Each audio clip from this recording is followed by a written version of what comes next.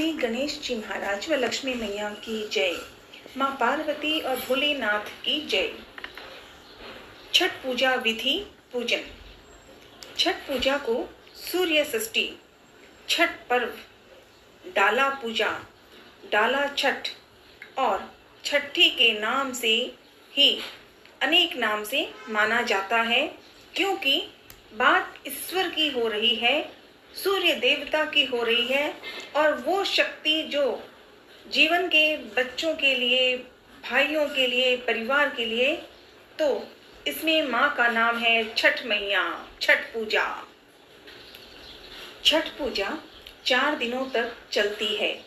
इसकी शुरुआत नहाए खाए से होती है। नहाए खाए से। नहाए खाए के दिन गंगा या किसी पवित्र नदी में स्नान करके सात्विक भोजन करना चाहिए। जहाँ पवित्र नदियाँ नहीं हैं या बहुत दूर हैं, तो वर्तमान में अपने ही घर में यथाशक्ति तथा भक्ति पानी के लिए व्यवस्था कुछ कर ली जाए और उसमें भी आरती करी जा रही है, क्योंकि भारत सहित पूरे विदेश में छठ मैया की पूजा हो रही है। तो भारतीय संस्कृति के अनुसार पवित्र नदियां अगर नहीं हैं, तो जल में ही प्राप्त पानी से ही पूजा की जा सकती है। छठ पूजा में व्रती महिलाएं 36 घंटे तक निर्जला व्रत करती हैं। 36 घंटे कुछ भी नहीं, पानी तो दूर की बात है, अभी सिर्फ ईश्वर का ध्यान और ध्यान।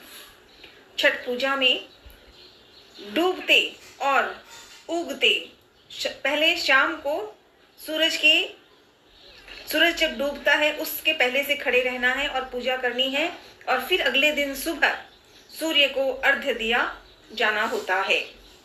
छठ पूजा में कोसी भराई की रस्म भी होती है, पर इसमें पूरे भारत में अलग अलग राज्यों में थोड़ा सा अलग अलग विधान है, पर बात वही है कि ईश्वर का ध्यान। छठ पूजा में छठी माता की आरती के बिना पूजा अधूरी मानी जाती है, अतः छठी माता की आरती अवश्य होनी चाहिए। छठ पूजा से जुड़ी कुछ और खास बातें। छठ पूजा में घर में लहसुन, प्याज का इस्तेमाल नहीं करना चाहिए और यथाशक्ति जो साधन हो, जो आराम से मिलता हो। हमारे जैसे गणेश जी और लक्ष्मी की पूजा भी बड़े से बड़े अमीरी में हो सकती है और निर्धन घर में भी गणेश जी प्रसन्न हो जाते हैं। माँ लक्ष्मी साथ होती है, इसी तरह ये पूजा होनी चाहिए। और भी इसमें जो बातें हैं वो यही हैं कि ईश्वर का ध्यान, सूर्य देवता साथ हो और मन में शिव पार्वती साथ हो। माँ के द्वारा हर माँ जन्म दिए हुए बच्चों को भी और जो गोद में लिए हुए बच्चे हैं उनके लिए भी छठ की पूजा होती है। छठ व्रत कथा। छठ व्रत की कहानी। कथा के अनुसार प्रिय व्रत जान के एक राजा थे। कथा के अनुसार प्रिय व्रत नाम के एक राजा थे। उनकी पत्नी का नाम मालिनी था। दोनों की कोई संतान नहीं थी। इस बात से राजा और उसकी पत्नी बहुत दुखी रहते थे। उन्होंने एक दिन संतान प्राप्ति की इच्छा से महर्षि कश्यप द्वारा पुत्रेष्टि यज्ञ करवाया। इस यज्ञ के फल स्वरूप रानी गर्भवती हो गई। 9 महीने बाद संतान सुख को प्राप्त करने का समय आया, तो रानी को मरा हुआ पुत्र प्राप्त हुआ। इस बात का पता चलने पर राजा को बहुत दुख हुआ। संतान शोक में वह आत्महत्या का मन बना लिया, लेकिन जैसे ही राजा ने आत्महत्या करने की कोशिश की, उनके सामने एक सुंदर देवी प्रकट हुई। देवी ने राजा को कहा कि मैं षष्ठी देवी हूँ।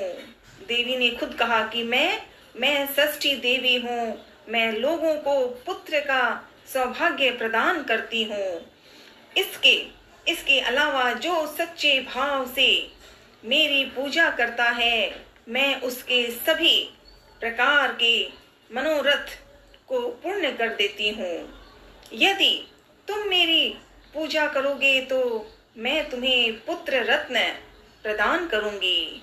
देवी की बातों से प्रभावित होकर राजा ने उनकी आज्ञा का पालन किया।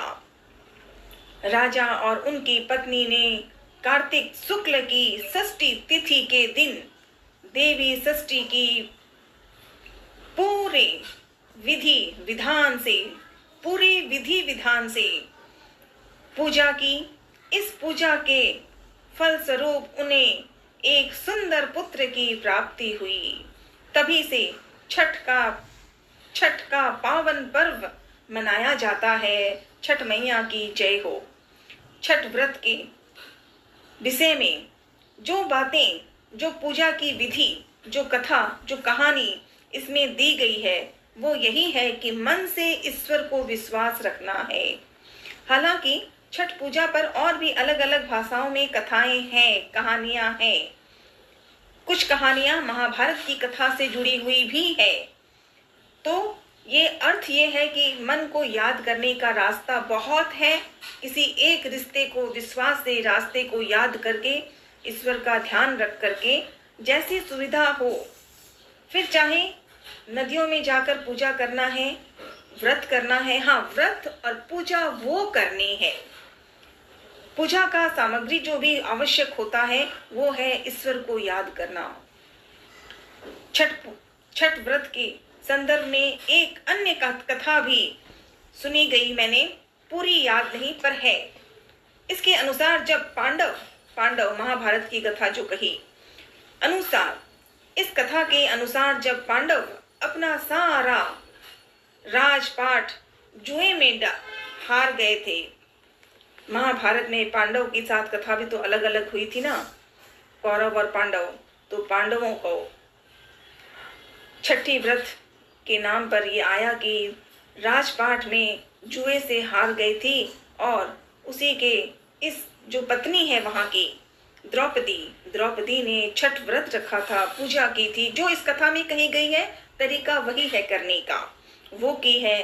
इस व्रत के प्रभाव से उसके मनोकामनाएं पूरी हुई है। तो दोनों चीजें होती है, संतान भी होती है और धन धान्य समृद्धि भी होती है। छठ मैया की कथा को सच्चे मन से याद करना। और वर्तमान में जो परिवर्तन हो रहा है तो यथाशक्ति तथा भक्ति, जो भी पूजा की सामग्री बताई जाती है, जितनी संभव होती है, जहाँ आरंभ प्राप्त हो जाता है वही पूजा का धाम होगा। बस सच्चे होना चाहिए। जय छठ मैया, जय छठ मैया। माँ पार्वती और भोलेनाथ की जय।